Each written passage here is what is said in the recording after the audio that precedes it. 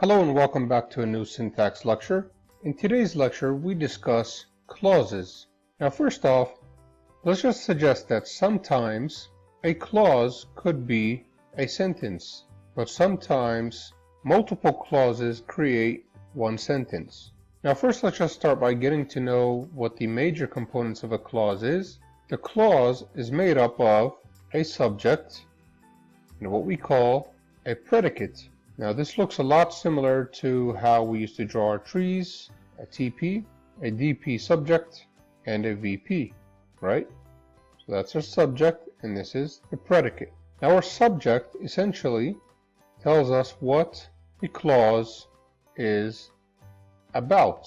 So what or whom the clause is about. The predicate are a group of words that assign a property to the subject. So for example, if you say John is nice, the clause is about John, and the property that we are assigning to John is that John is nice. Now we can begin with the main topic of this e-lecture. Clauses have two main types. They're either tensed or they're tenseless. We call the tensed clauses finite, and we call the tenseless clauses either non-finite clauses or sometimes infinitival clauses. Let's take an example of each. For a tensed clause, one example is, I said that Mary signed my book. So this is a tensed clause. An example of a tenseless or non-finite or infinitival clause is, I want Mary to sign my book.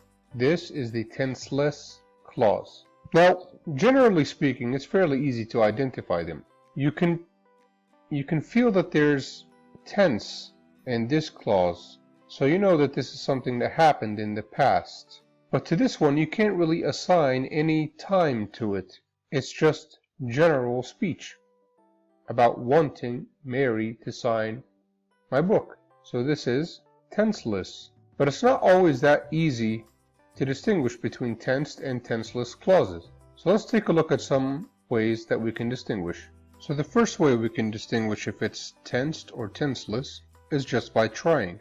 For example, in the first sentence, I know you eat burgers. Try and change the tense in the embedded clause. If it works, then it's a finite clause. So we can easily say, I know you ate burgers. Now the fact that we were able to change this from eat to ate, or to give it some clear tense, means that this clause is a finite clause. How about this one? Let's try the same test out with this one. I've never seen you eat burgers.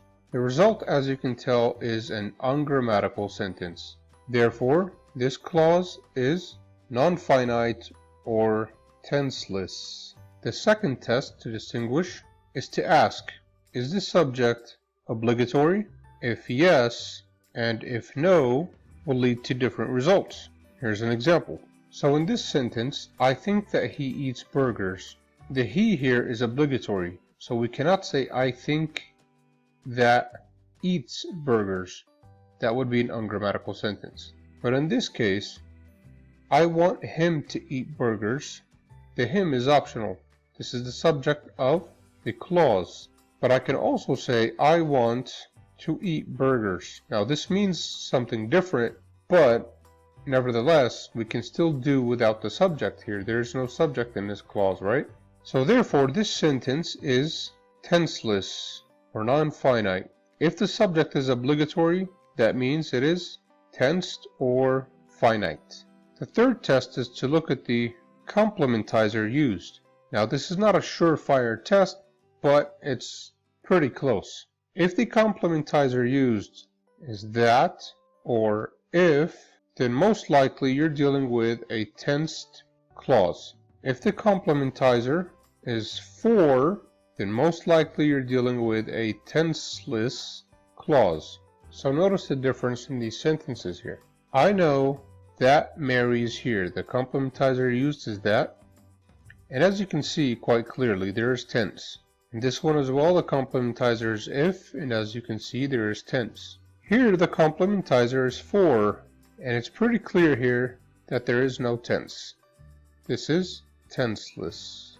Now the fourth test is to look at the case of the subject. In particular, we're looking for nominative case or accusative case. Now we're not going to discuss in detail the difference between nominative and accusative, but these examples should help. A pronoun subject in the nominative case would be something like he. Its counterpart in the accusative case would be him, she, her, it, its, they, their, or them. Alright, so now if you look at the subject and you find that it's in the nominative case, then you're dealing with a finite or a tensed clause. If it's in the accusative, you're dealing with a non-finite or a tenseless clause. Here's an example. Alright, so in the first one, the subject is in the nominative case. In the second one, the subject receives accusative case. This one therefore is tenseless or non-finite, and this one is tensed or finite. The final test we're going to discuss is the T element. Now what do we mean by the T element? Now usually when we draw trees, we start off with a TP. We said that's going to be the sentence. And we said the TP is made up out of a subject DP and a VP. So your subject DP could be John and your VP would be play, for example. But where do you put in modal verbs and auxiliaries? So what if the sentence was John will play or John is playing? Now we already know that inside the verb phrase is only one spot allocated for the verb. Now this is not where we're going to talk about the tense phrase in detail, but the reason why this is called a TP is because it is a tense phrase. So really here is a spot allocated for what we call tense. In particular, this is where you get modal verbs and auxiliary verbs. And really, as long as you can have a modal verb or an auxiliary verb, that means you are dealing with a clause that is tensed. So let's see how that will work. Alright, so notice here in the first one, I think he eats. I can add a modal verb here. I think he will eat. Therefore, here we're dealing with a tensed clause. In this one, I want him to eat. We cannot say I want him will eat. That's an ungrammatical sentence. So these are tenseless clauses. So then to summarize really, we can provide now a summary based on the T element features. So now the T head of any sentence, if that clause was finite, would bear the following features. And we'll talk more about features at a later stage. It will have a feature designated to identifying whether it is plus or minus past, and it will have a feature designated to identifying whether it is plus or minus future. But a non-finite T head has no features. Alright, so that serves now as a first look at clauses and a division of clauses based on whether they have tense or not. In the next lecture, we'll divide up clauses into where they can fit in to a sentence. See you in the next lecture.